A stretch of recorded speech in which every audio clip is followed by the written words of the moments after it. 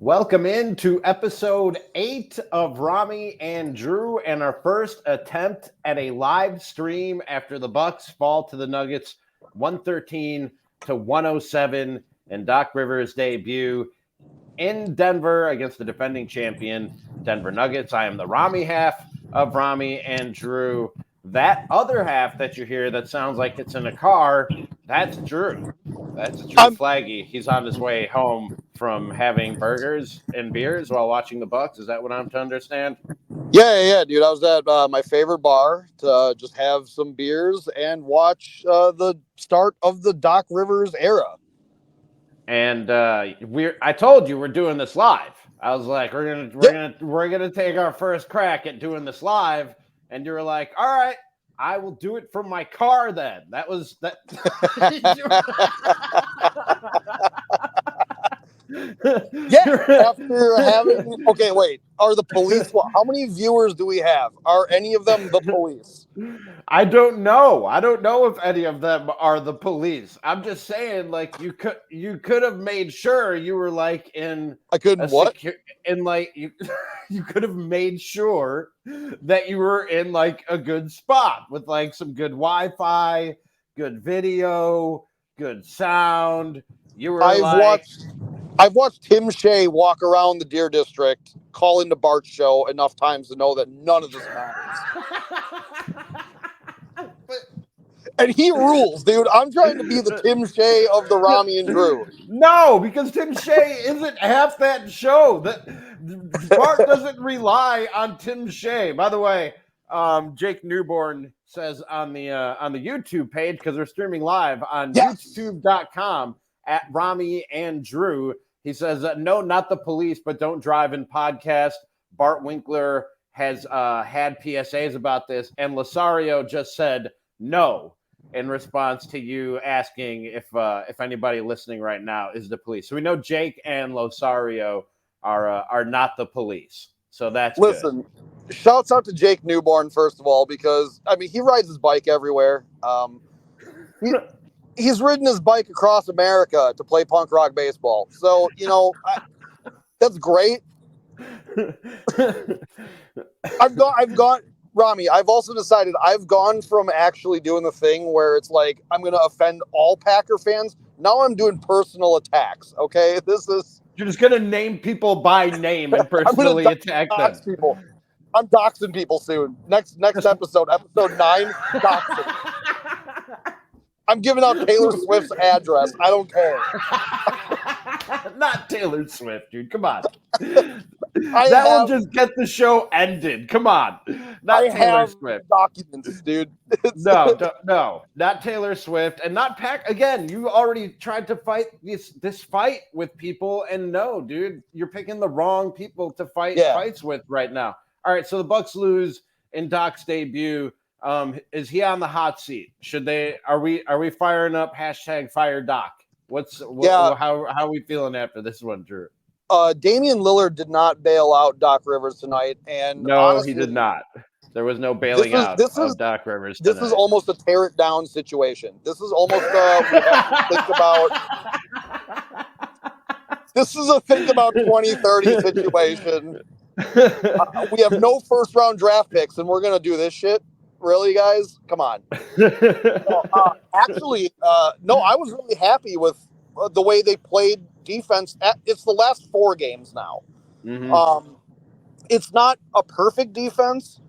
I was texting you during the game, particularly the plus minus of Pat Connaughton and Bobby Portis was concerning. Bobby got it rolling a little bit later by hitting those 2 3-pointers and then going to the line and knocking down those 2 free throws. Other than that, they were both minus 16 for a while before I stopped checking. That was a problem.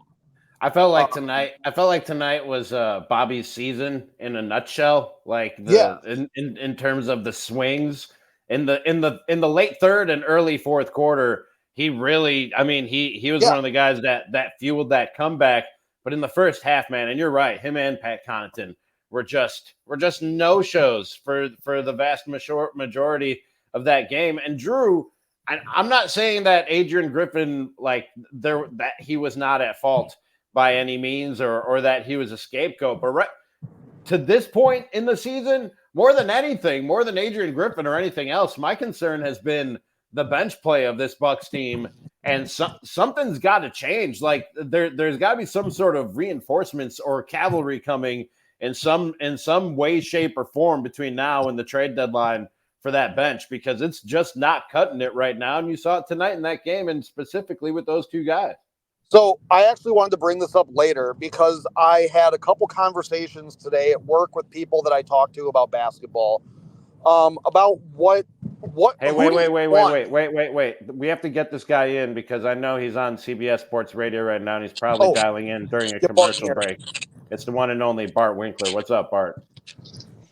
Why does Drew look different? I'm in a car. Bart, I'm not going to lie. I had a couple drinks. I was at the bar watching the game, celebrating and mourning the loss of Joe Prunty era. And now I'm celebrating the Doc Rivers era. I wore all black, but also a bandana. So, Okay, none of that explanation satisfied me. Look, we got a whole lore we're building. This is like the Lord of the Rings, dude. You got to go back and read the lore. Don't you have a national sports talk radio show that you're hosting right now? Yeah, I told the other guy to host. I wanted to jump in with you for a minute. Oh, nice. How do you feel about the debut of Doc Rivers? How much did Giannis play? I didn't feel like he played a lot. Let me see. I have the box score up right in front of you. 37 minutes. He led them in minutes. Yeah, you were wrong about that one. The usage rate, though, Damian Lillard only took like 15 total shots in that game, which was odd considering how hot the Bucks came out.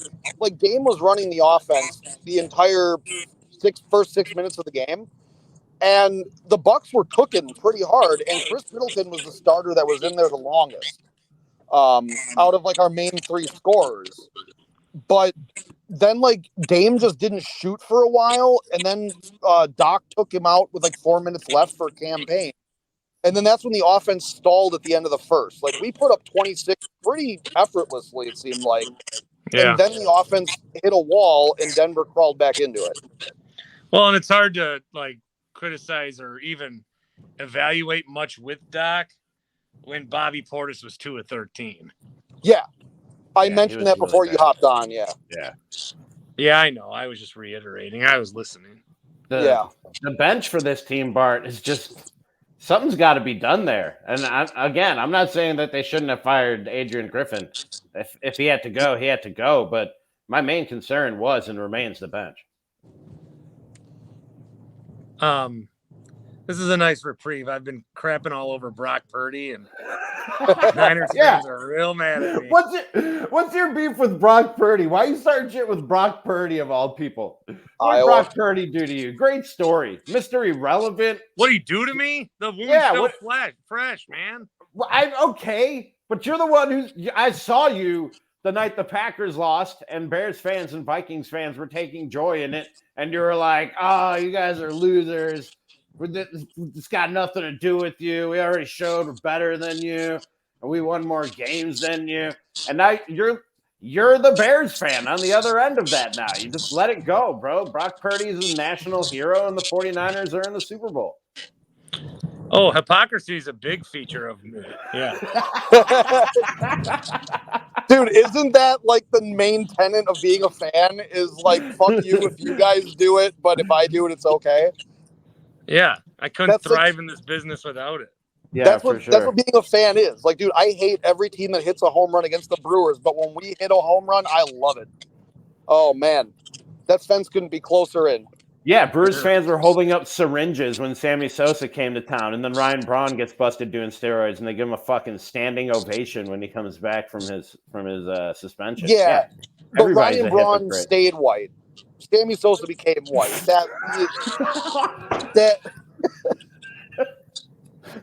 I don't know if that makes a difference. Jerry says on YouTube, can't escape Winkler. Smiley face, winky face emoji. Is that a smile or a wink? That's a wink.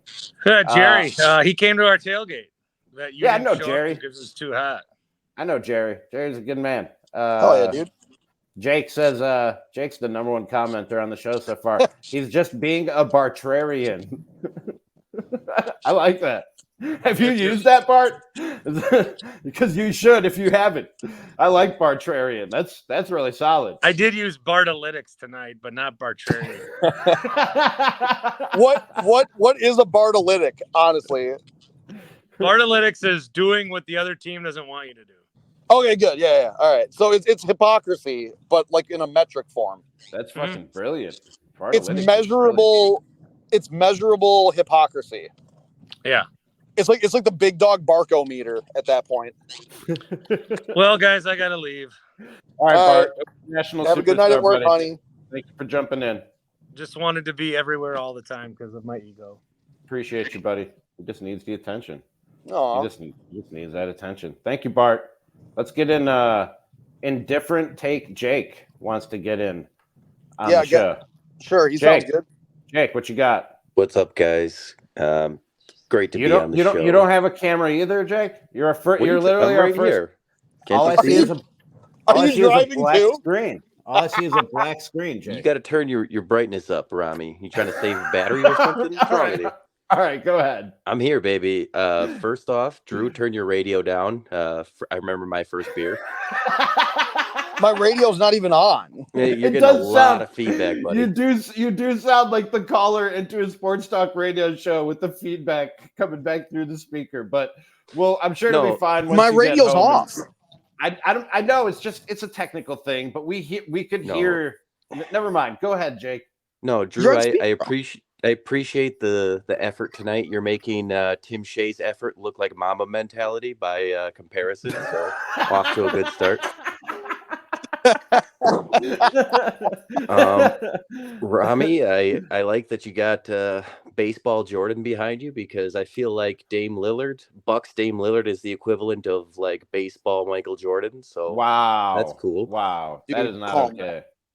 Listen, Dame is my favorite non-Bucks player ever, except besides Grant Hill, maybe. But this is not the Damian Lillard that I know and love. We got damaged goods. And I don't know if it's because he's just getting old and it happens to everybody, or to me, it just looks like he really doesn't want to be here. And I mean, let's be honest, break it down. We were probably his fourth choice. First, it was Miami. Then it was Portland. Please take me back. And then he opened it up to us in Brooklyn. So my guess is we were fourth.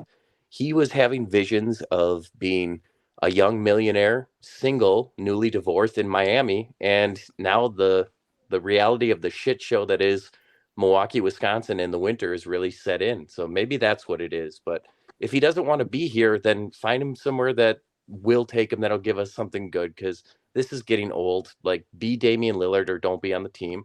And Chris Middleton, dude, same story. Turnovers, can't handle the ball, light pressure, $30 million man. What did he go? 1 for 5 in the second half?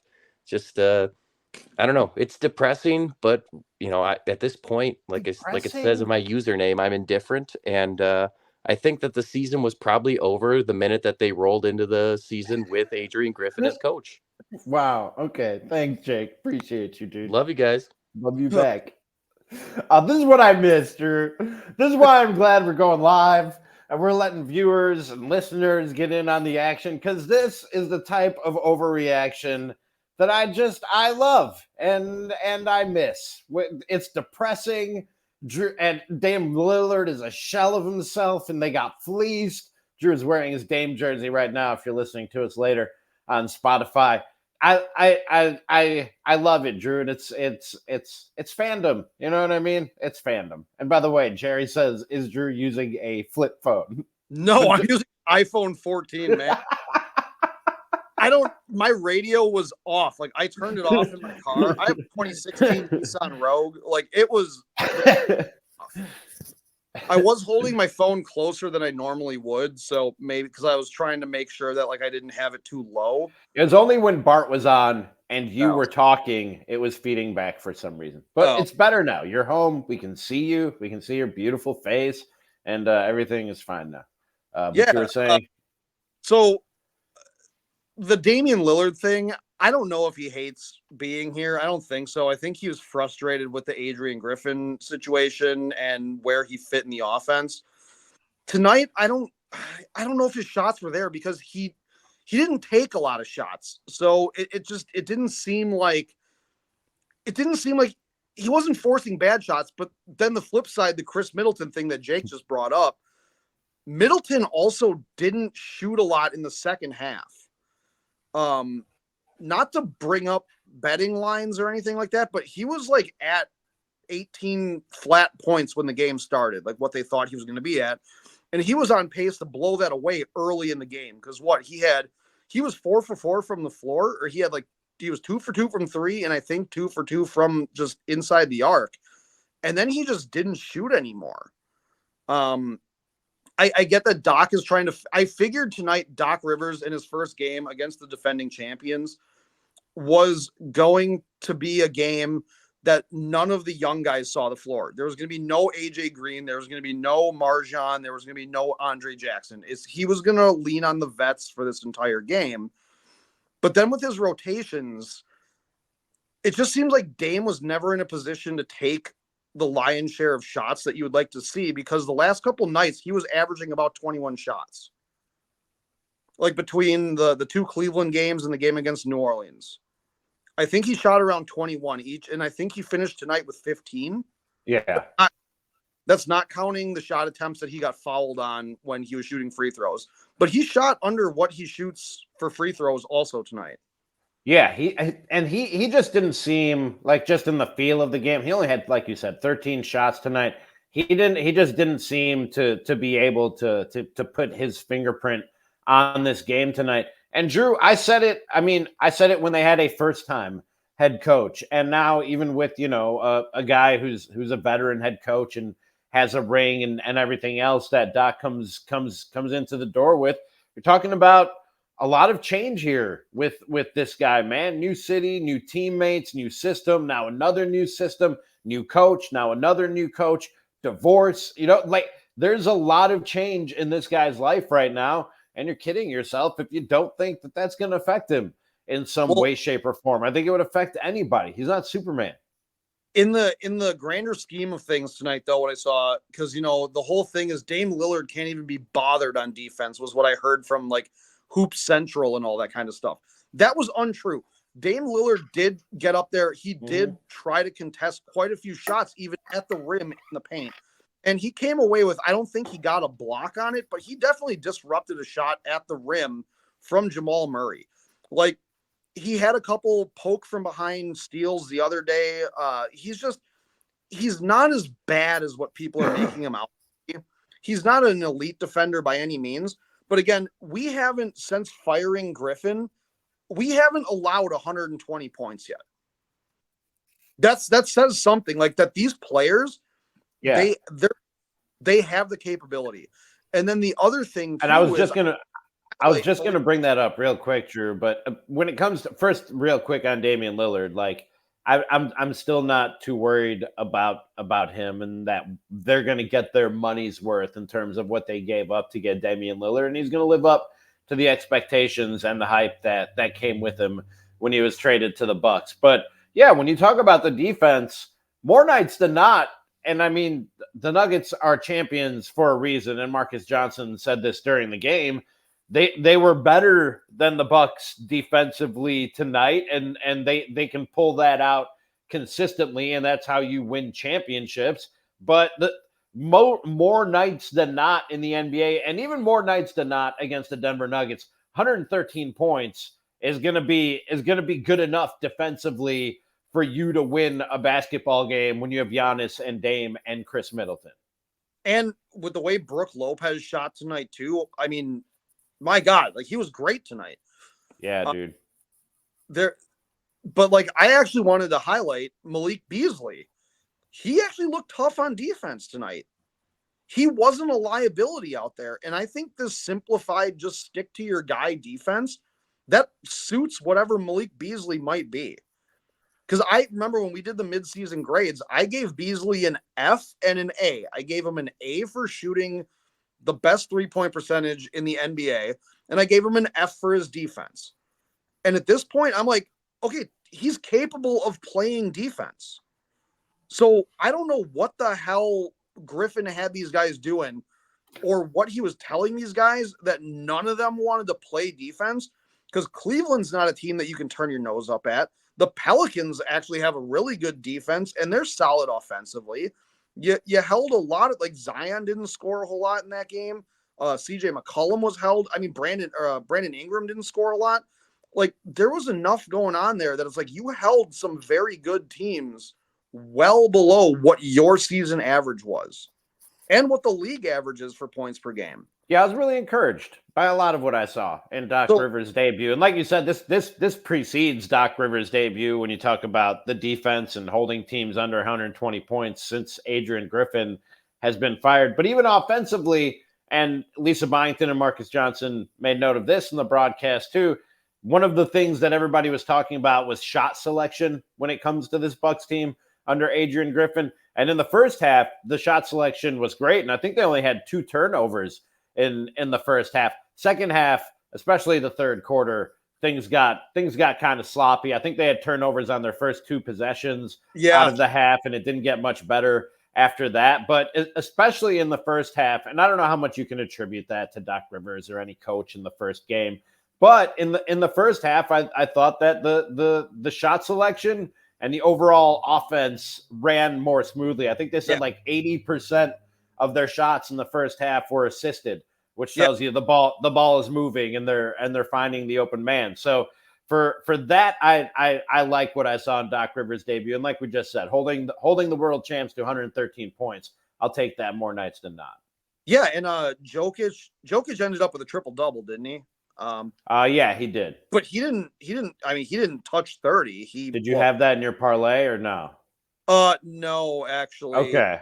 I busted. Actually, I took the lower on Luka, and that's what fucked me tonight, because I was like, Luka against Orlando, he ain't scoring 38 points. And then he was looking good for 3 quarters and then went off. And then, fucking Dallas, there we go. Now Luka magic. I didn't believe it.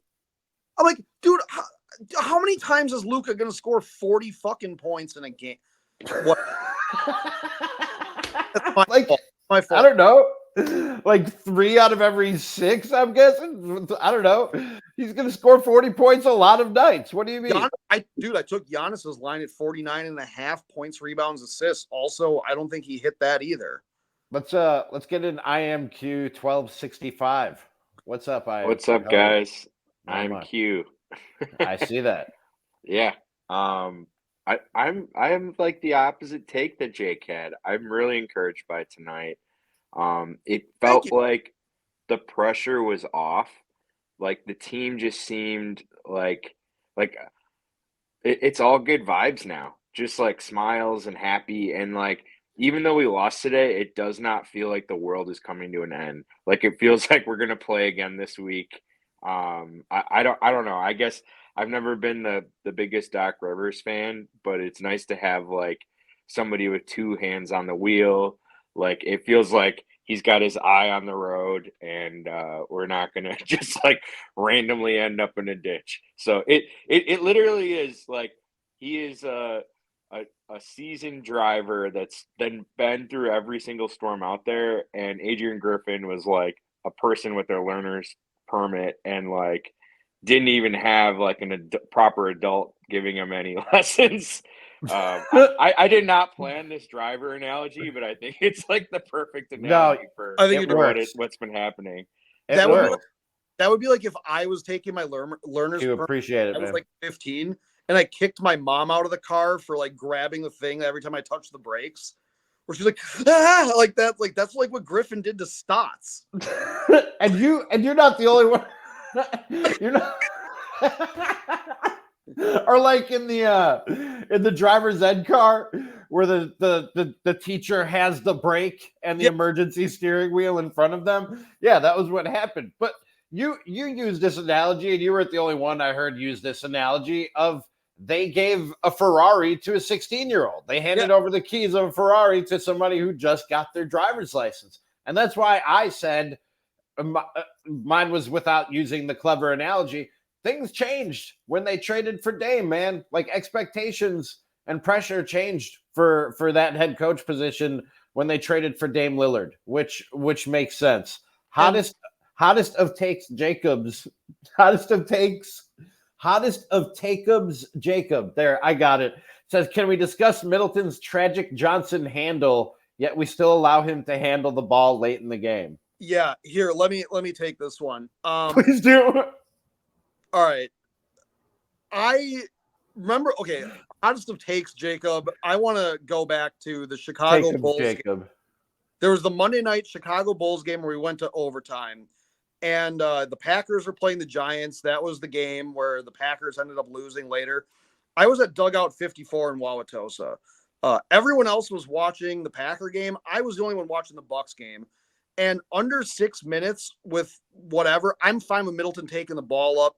But fourth quarter, under 6 minutes with a close game, clutch time, I don't want that fucker touching the goddamn ball, taking it over half court. I don't give a shit if you give it to Giannis. I don't care if you give it to Malik Beasley. Brooke Lopez could take it at this point. But, like, Bill Burr has a joke about losing his religion being, like, curling in that weird point where it's like you just release curling like rock and it just floats away from your fingers.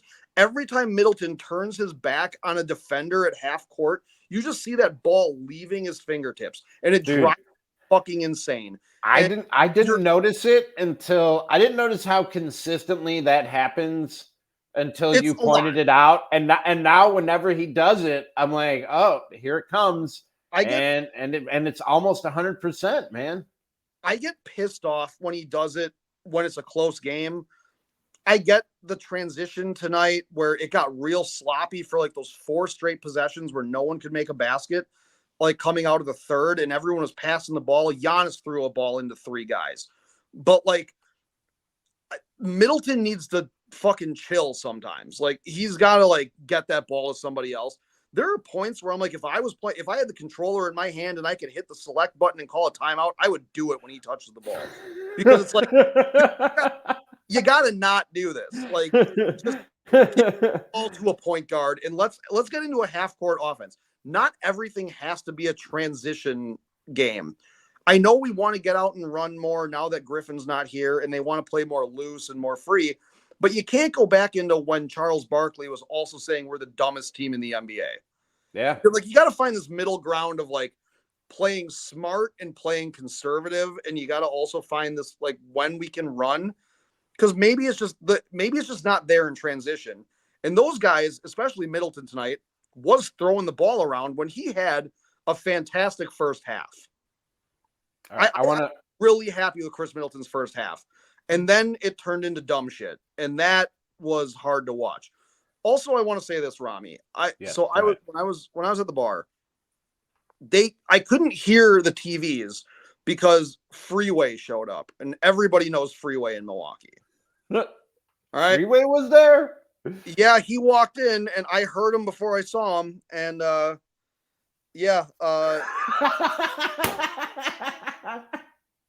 usually how it works. You know, that's usually how it works with Freeway. Is you hear him before you see him. Yeah, Ramie, you know how every free throw either won us or lost us a championship.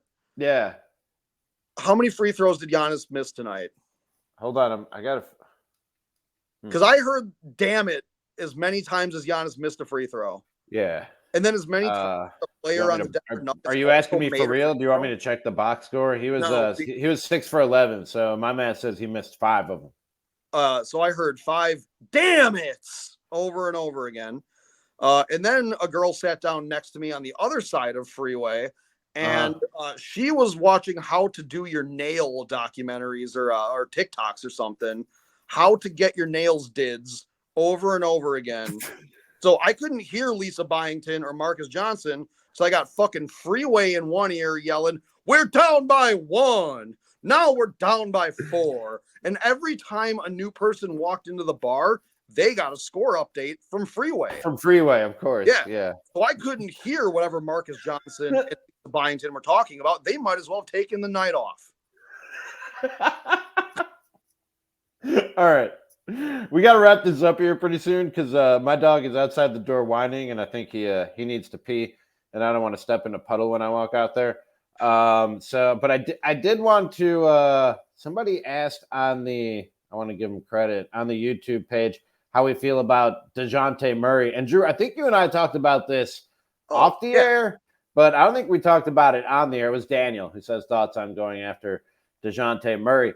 I like DeJounte Murray and like cool if you can add him, but also at the same time, I heard that it's Bobby Portis going back in whatever discussions may or may not have occurred to that end, and you're just way too small if you're trading Bobby Portis for DeJounte Murray, unless somebody's coming back the other way that helps you fill out your big rotation. So I think if you did DeJounte Murray, you're going for bigs on the buyout market. You're going to look at like Bismack Biyombo, just on a buyout, or you're going to look at PJ Tucker when that shoe drops, because PJ Tucker is going to be out of the Clippers. Like there's already the rumors that Clippers are trying to work on something with the Washington Wizards. And actually, I brought this up when I was faceless in my car about the trade deadline, because it is approaching. And I was going to ask you, who would you want, Ramie? Who would actually improve this? Because yes, Alex Caruso is a player thrown out there multiple times. Like, oh, the Bucks need a perimeter defender. Go get Alex Caruso. Oh, the Bucks should go get Bruce Brown. Oh, DeJounte Murray is like that backup guard guy that we're always looking at. Mm-hmm. Right now, Utah's coming back down to earth. They're 24-24. So it's like, are you going to sit here and look at Jordan Clarkson again like we've done before? Are you going to look at Colin Sexton? Are you going to go look at some backup kind of guard thing?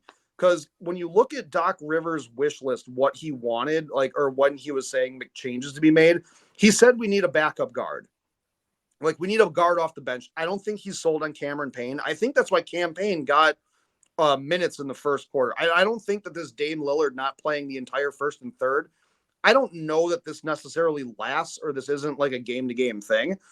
I do think that he wants to see what Cameron Payne actually brings to the table here. And there's a guy that I always throw out there every single year when the Bucks are looking to upgrade their guards at the trade deadline. And you might laugh at me. You might be like, dude, I don't know. He might be washed. He might be this. He might be that. There's a team out there that has a point guard that is a veteran point guard that knows how to play basketball. Some people might already be on board with me. The team he's a part of signed him to a 2-year deal. They're going to be out of the playoff picture in the West because they're riddled with injuries. And I'm talking about Derrick Rose. Is there a way that you find Derrick Rose? Would anybody be opposed to Derrick Rose here as a backup point guard to Damian Lillard? And in late game situations, Damian Lillard and Derrick Rose potentially being out there together to both. Yeah, I wouldn't have a problem with that. He's one of my favorite players that's ever put on a basketball uniform. Derrick Rose was never a guy, because I always want to do the Chicago hate thing. He was never a guy that I was sold on when he was with the Bulls, and with the MVPs, I would poo-poo him on that kind of stuff. But when he went to Detroit and then the Knicks and then Detroit again, he really reinvented his career after the knee injuries. He really learned how to play within himself. He did absolutely reinvent himself. And he's the kind of guy that I always look at the trade deadline and go, that would be a nice player to have. Another issue that I have with the Bucks bench when we talked about productivity and Bobby Portis, tonight Bobby Portis rebounded the shit out of the ball, and that was great. There's a lot of nights that Bobby Portis isn't rebounding the ball at all. If the offense doesn't go, sometimes the rebounding also isn't there. He just decides, I quit on both ends of the floor. A rebounding guy that you could go get maybe, because the Bulls are unloading. Take a look. Look. You're right there. All right. Yeah, just going over. I was gonna say a guy you go look at would be Andre Drummond. I tried to play around with the NBA trade simulator thing and like what it would take to get Drummond or what it would take to get Derrick Rose.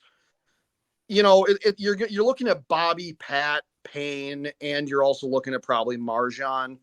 You could do a 4-team trade. I don't know how conventional a 4-teamer is. But like John Horst, if he wants it, he's going to get it done. Everyone talks about, like I said, DeJounte. He's already shown that. Yeah. An upgrade, because right now, like I said, I looked up in the third quarter what Pat Connaughton was at coming off the bench, and he was -16. And I looked it up not because of the 3-pointers he hit. I looked it up because he looked clueless on defense. Like he was, I was picking on Malik Beasley a couple of weeks ago because Chris Middleton had to shove him in the direction of a guy he was supposed to be defending. But the problem is Malik Beasley stuck with his guys tonight. Pat Connaughton looked confused like Beasley did. The weight of Griffin or whatever you want to call it was lifted off of every player on defense. And then fucking Pat Connaughton, the guy, one of the 5 or 6 players that's been here since we won the championship, he looked confused. Yeah, it's tough watching Pat, dude. You texted me that he might be the worst player in the NBA right now during the game, but I wouldn't go quite that far. I don't know if he's even the worst player on the roster because Thanasis and Robin Lopez are there just to sort of watch. But he's the move that Thanasis put on him. I'm sorry. Did you see that move that Thanasis? That was not a travel. All the little behind the back spinneroonies? Yeah, Thanasis has the sauce, dude. All right. Thanasis has the sauce, and it's tzatziki. Hey. We got golden euros. We the Oakland euros, dude. We got it all out. Okay. I'm a fan of the Euro stand right up the street from me Euro's here. great, too. The Euro stand is so good. We're doxing on the next episode. Ramie lives by Euro stand now. Look what you did. And by the way, if any of these Euro places want to sponsor the Ramie and Drew show, we're here. We will take your money or free food if you just want to feed us. Do you know the story about the guy like Shia LaBeouf? Like, when is this a long story? No, but Shia LaBeouf, like, he did this thing where he was like, if you guys can figure out where I am or whatever, is like, I'll give you guys like money or something like that. Oh yeah, I do know this story. Yeah. Some like internet autistic dudes decided they're like, oh yeah, I can figure out by the jet streams of like the airplane to triangulate based on like airport where you're, and they found Shia LaBeouf like he was wearing a dildo. It was so it's like they're being like, oh, like it's like or Euro stand. Wink. It's like you are gonna know based on your shitty attic internet where you are. It's not an attic. They're gonna know. Jake Newborn. It's not an attic. This is a Cape Cod style home where the roof's in the upstairs. Yes, I looked that up. If I told people Freeway was at the bar, that narrows it down to most Wauwatosa bars. Yeah, that is true. That is true. Based on how long it took me to get home, depending on how many red lights they think I may have hit, and if they heard the Pettit Center, they're going to know where I live in West Dallas now. For sure. They can pinpoint it to it. And you just told them West Dallas. They couldn't have known it was West Dallas unless you said West Dallas. They would have known. Stupid. Wauwatosa is the size of Rhode Island, dude. You can walk everywhere. No, they're coming to get you, dude. They're coming to get you. They're going to dock you. I can only invite 2 guests in the summer to go to my pool at my condo complex. So only cans of alcohol, no glass. We'll party in July. I'll keep my shirt on. Huh? Ew. What are you hiding? Dude, are you reinventing the fat kid in the swimming pool thing where you're going to wear a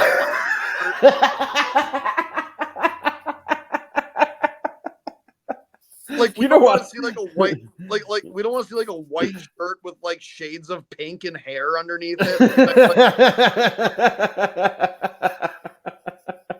So then when not a lot of hair. Honestly, not that hairy. Not that hairy for an Arab. Not that hairy at all for an Arab, especially from the waist up. Waist down, I'm a Yeti. From the waist up, not a lot of hair going on. What? Are you like the goat guy from the Disney Hercules movie? You just got like a hairy bottom. I'm like a centaur. All right. That's enough. That's enough talking about my body on the Ramie and Drew show. I think our first crack at going live was a successful one, Drew. We had a drop in from Bart Winkler. We had a lot of interaction from the people. We could see you and hear you for most of the show, and the Bucks lost. But I would say some positive signs in game one. of the Doc Rivers era. If you're just tuning in now and you're like, oh my God, I missed the whole thing, it'll be up shortly.